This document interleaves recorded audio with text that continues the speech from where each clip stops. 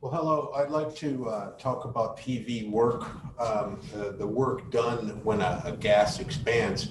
Now, first of all, just in general, in physics, work is force applied over a distance.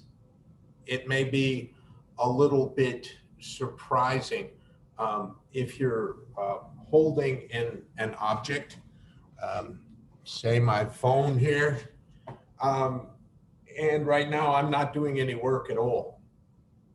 Okay, I'm applying a force because I'm countering the weight of the phone by holding it up, but I'm not applying a force over a distance. So I'm not, in physics talk, I'm not doing work right now. If I raise the phone like this, now I've done some work, okay, because I applied a force over a distance. And so that's a very common example, the work done in lifting an object, and we'll use that in just a moment.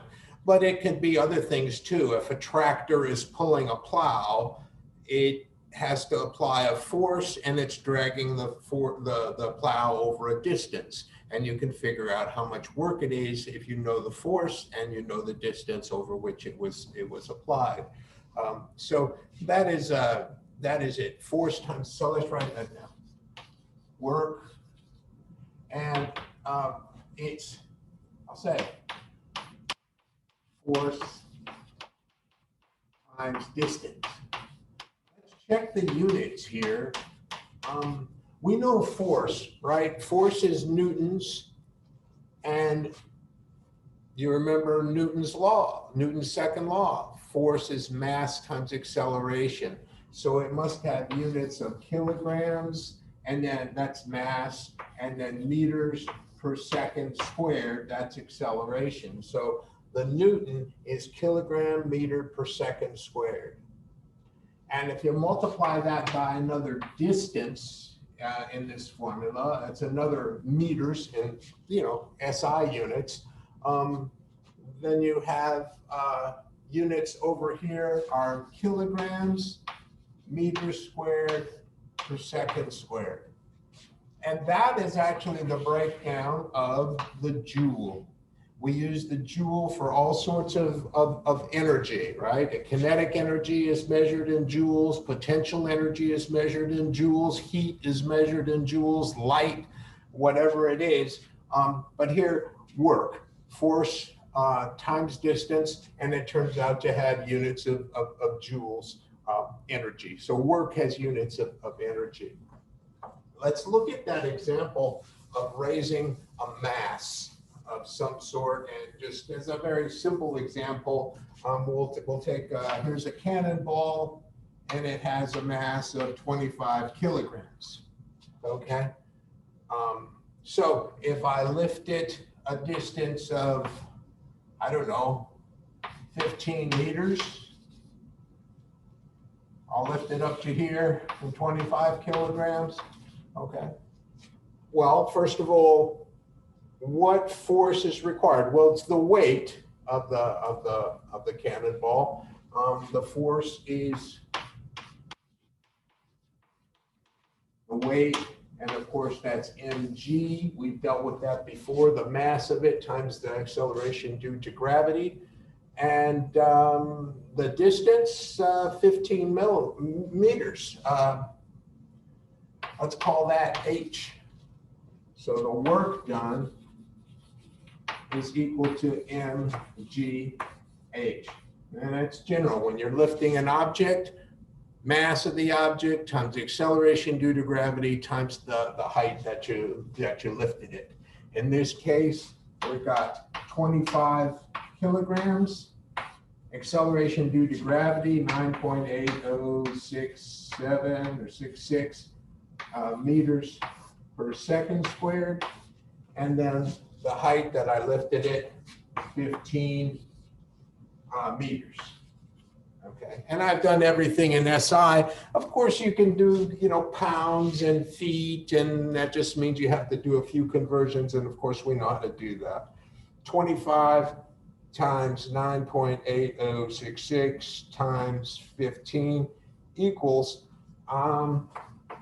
367 0.77. I really don't have that many significant figures. That would be in joules. So really, what I should, I just two significant figures also with the 15. So what I should write is 3.7 times 10 to the third joules, or 3.7 kilojoules.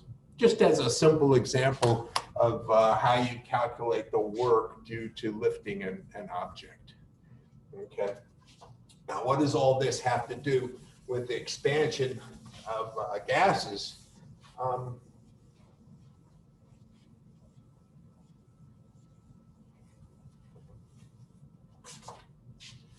Suppose I have a piston apparatus. Here it is, right? And I've got throw my piston. And here's my gas in here. And this is the gas that's going to expand. I'll put a handle on my piston, as always. And, okay, and we'll have an area A. Now let's just pretend there's no air pressure out here right now, just so that we can figure out and keep track of things. Let's say that the pressure on this gas is due to a rock sitting here. And there's my rock. And the rock has a mass M. Okay. Okay. Now, the pressure exerted by that rock sitting on this area A, as you remember, pressure is force per unit area. Okay. And the rock, the force, the weight of the rock, that's mg. Okay. So the pressure being exerted here by this rock, all right, force per unit area, just remember, we remember from before, but we know the force, it's this, the force due to the weight of the rock is mg, and the area is just A, okay? So that's the pressure, okay? Now, I'd like to imagine, so, you know, we could figure that out. If I told you what the mass was and what the area was, and you could figure out what the pressure here was. And it's literally the pressure in there would have to be countering that if the piston is stable and at equilibrium. But suppose there's the gas is gonna, I don't know, we're gonna have a reaction in here, or something happens to cause it to expand and to push this piston up higher. I gotta increase the size of my piston there, okay? So here's the new position of my piston and the new position of my rock, right? Here it is, okay? And suppose that went up by a height h. Well, we just figured out before that when you lift a rock or a cannonball, a height h, the work that you do is mgh, okay, right? And it's the same thing here. When this gas expanded, it lifted that rock, okay? So it must have done that amount of work. There's no getting around it. It's the same as if I lifted that rock or anybody else lifted the rock, okay? The work is mgh, okay? So let's write that down. Work of this expansion equals mgh. Now that is the work done on the rock, because you lifted the rock. It's done by the gas, and we'll deal with the sign later, but work done on the rock, mgh, okay? But I'd like to do a little monkey business here, just a little trick to get this in terms of pressure and volume. And I can do that by multiplying and dividing by this area here, okay? Because let me do that. If you'll permit me to multiply by A and also divide by A, okay? Well now, this we recognize, that's the pressure, okay? And this, I think we also recognize, it's this area times this height. That's the volume in here. That's the change in the volume. The piston went from here to there, and this volume in here is given by the formula AH. Now, if it's really cylindrical, of course, the area would be pi r squared times h and so on, but it could be some other weird shape. Whatever the area is, times the height. That's the volume. So I'm going to say this thing here, that's P. And this thing here, that's the change in volume. Delta V. And I better write out because that's V final minus V initial. So here's V final and here's V initial. The difference between the two, that's delta V. Okay. So we have a very nice little formula here for the work. It's W equals P, that pressure, the external pressure that was on it, times delta V. Okay. P delta V. That's why this expansion work, it's called PV work for that very reason. Okay. The units work out also. If that's pascals and that's cubic meters, the units work out to, perhaps I should show you that, should work out to newtons. Let's check the units. Pascals. Pascals, well, let's see, pressure times a volume. Okay, well, pressure is kilograms meters per second squared divided by meters squared. Okay, because it's force per unit area. That's pressure. Kilogram meter squared, that's a Newton, and that's meter squared. So this would be a Pascal, Newton per meter squared. And then a volume, that of course is meters cubed, right? Now we get to cancel out some of these meters. The meters squared canceled out. I'm basically undoing what I did here. And now I have kilograms meters squared per second squared, and that's a joule. Okay, so it works out. The units of pressure times volume, Pascal times meters cubed is a joule. The units do in fact work out. There is one issue that I have to call to our attention. We have to modify this a little bit. Remember, this was the work done on the rock. So the rock was lifted up, but it was work done by the gas. So that's why this is a positive number. The rock has had its energy, its potential energy increase. We did work on the rock. But the gas lost energy. The gas did the work, okay? So that has an opposite sign. So then that's what we're usually interested in, as we call this the system. If we called the rock the system, we'd have a positive, it would be positive work. But we're interested in the gas. The gas is expanding against an external pressure. It doesn't have to be a rock. It can be some external pressure from the atmosphere or whatever. We're usually interested in the gas being the system. So I'll say work done by gas, I'll underline that, equals a negative P delta V, okay?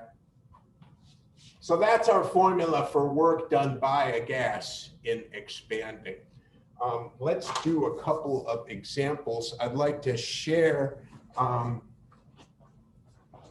couple of problems. See if I can do this, share, and they're right here. Okay, so here's the first one. It says a system expands from 1 liter to 2 liters against a constant external pressure of 1 atmosphere. Okay. So the external pressure, that's like our rock sitting there, only now it's 1 atmosphere pressure from the atmosphere. I'm going to have to redraw my piston a little bit here. But while you write that down, I'll be working on the board here. So this time it's the same piston. Instead of a rock sitting there providing the pressure, its external pressure is 1 atmosphere. Okay, let me unshare. Okay, so it's going from 1 liter to 2 liters against an external pressure of 1 atmosphere. Okay, so here's my my piston, and there's a external pressure here, 1 atmosphere. Okay, and say, I guess I've drawn it too big. Say that's 1 liter, and then it moves up here. Boy, that's getting to be a sloppy drawing, okay? And to 2 liters. So the final volume is 2 liters. The initial volume is 1 liter. So that's very simple. It means delta V is equal to just 1 liter. 2 minus 1. And our formula, what does it say? Our formula says negative times the pressure, the external pressure, P delta V. And so that's going to be, wow, everything's ones, right? Minus 1 atmosphere times 1 liter. Delta V is 1 liter. I guess the problem actually said 1.00 atmosphere, so we don't get in trouble with our significant figures. It's 3 significant figures, ATMs, okay? But anyway, it's a big 1. But look at the units. Negative 1 liter atmosphere. All the answers, if you look at, I don't know if you got to jot these down, but all the answers in that multiple choice were in joules, okay? So they're trying to trick us here. Like, let's look at the answers again. We get negative 1, and the units are liter atmospheres. What's going on there? Let's see. Okay, none of these answers have units of liter atmospheres. They're trying to trick us, right? Right? They want us to choose 1 joule. It's not 1 joule. It's 1 liter atmosphere. If the units aren't right, your problem's not right, okay? So we have to figure out what is going on with this liter atmosphere. Well, you remember before we saw that a Pascal times a meter cubed is a joule. Right? Pressure times volume is energy.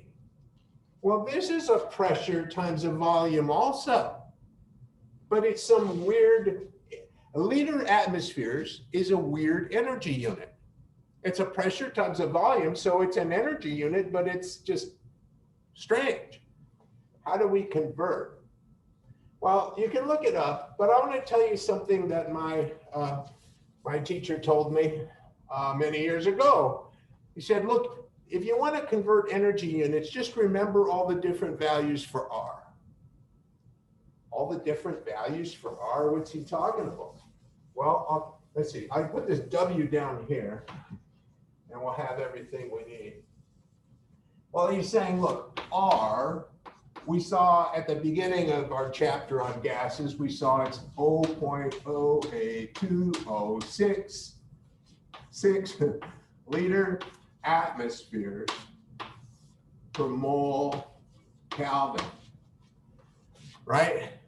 And then later we saw that it's also 8.314 joules per mole Kelvin. And I emphasized at the time, it's not a different R, it's just R expressed in a different units. It's like if I say 3 feet or I say 1 yard, it's the same thing expressed in different units. Okay, so these are both R. That means 0.08206 liter atmospheres must be equal to 8.314 joules. Otherwise, there's no way, right?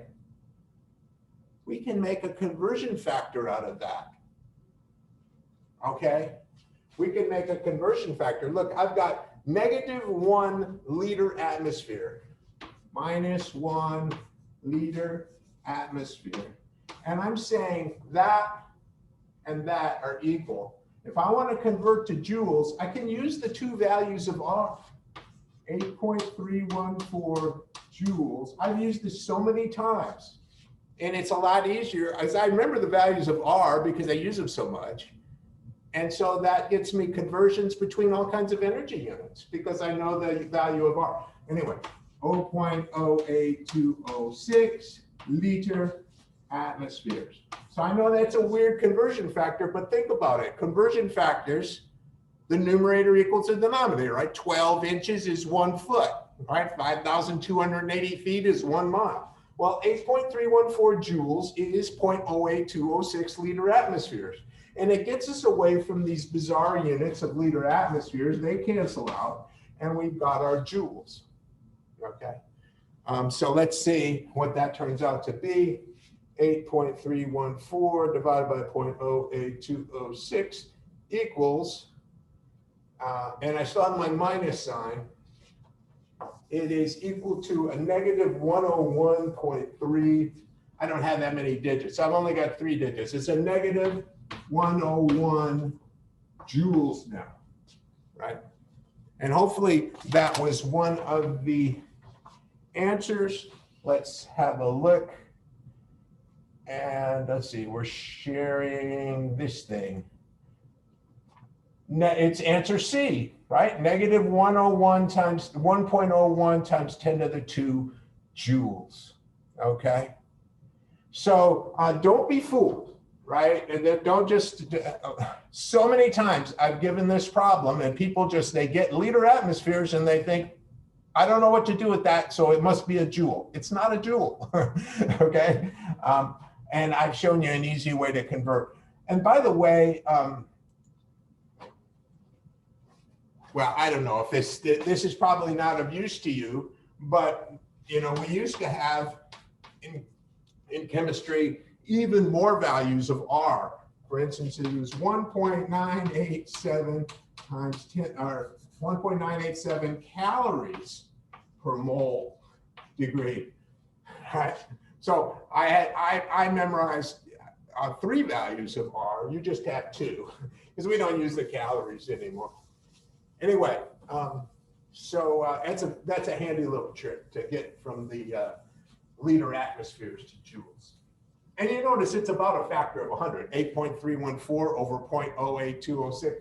It's about a factor of 100. Let's look at that next problem, and then that'll finish it up. This time there's some heat also involved. Calculate the change in internal energy delta E. Now remember, that's heat plus work. Q plus W is delta E.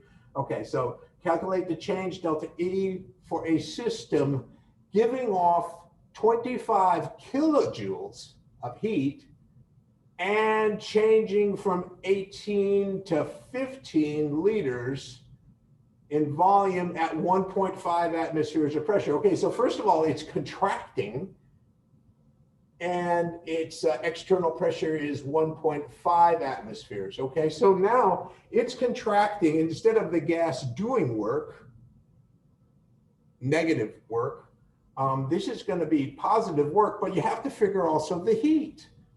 Okay, so give you a second to look at that. It's 25 kilojoules of heat. Gas goes from 18 to 15 liters, and it's 1.5 atmospheres of external pressure. Okay, so the equation that we need, delta E, is Q plus W. You always have that, okay? Q, they told us, it gives off it gives off that much heat. Isn't that what it said? Yeah, for a system giving off 25 kilojoules of heat. Well, that's heat leaving. Heat coming in is positive. Heat leaving is negative. So that is Q equals a negative 25.0. I forgot the negative. I just said negative. Try again. Negative 25.0 kilojoules. Okay. It's leaving the heat. Okay. But the gas is contracting. That means work is being done on it. It's being compressed. Think of it like a spring. It's being compressed. Let's use our formula. The work. Well, let's see. Or we could. What's delta V first of all? The final is 15 point. How many zeros? 00 liters.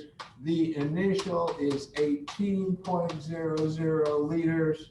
That means delta V is a negative, final minus initial, it's a negative 3.00 liters.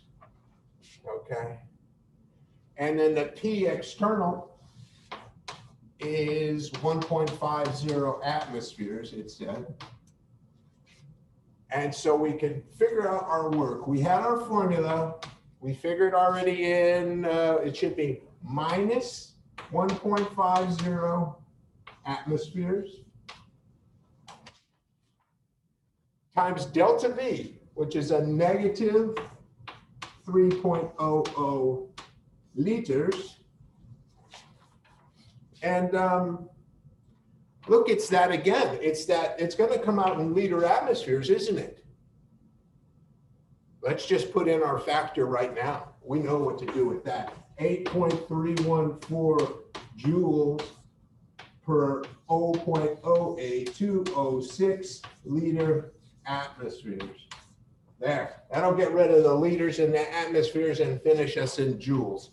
We got a minus, and a minus makes a plus.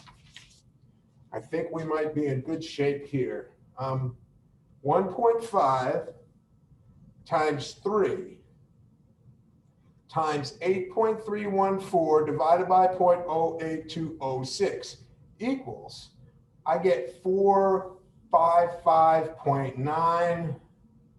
I've only got 3, I'll say 455 point insignificant 9, and it's joules, right? Because my atmospheres canceled and my liters canceled. Okay, now that's just the W. I've still got the heat up here. Okay, so let's put them together. We're supposed to be getting delta E. So now delta E, and we got to be careful because that's kilojoules and this is just joules.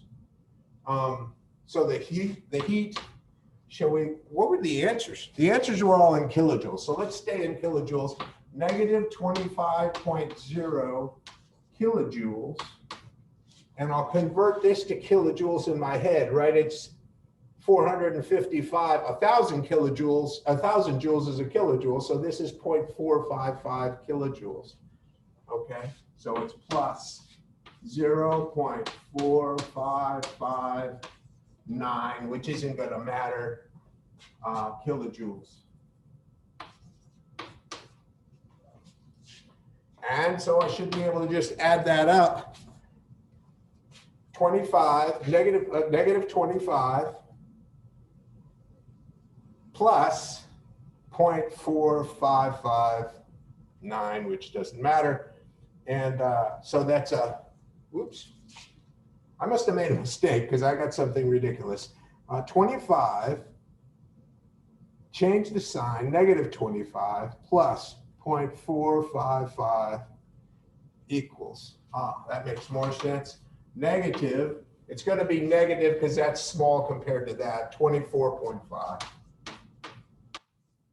kilojoules. So that should be our answer. Hopefully that's one of the answers on that sheet. Share it once more. It looks like it's answer C on that sheet. Wait, no, it's answer D, 24.5, right? 24.5. Answer C is for people who added the half a kilojoule instead of subtracting a half a kilo. Yeah, it's negative 25 kilojoules plus 0.455. So it should be negative 24.5, answer D. Okay, but anyway, our main point, let's see, work is force times distance in physics. It is also pressure times volume.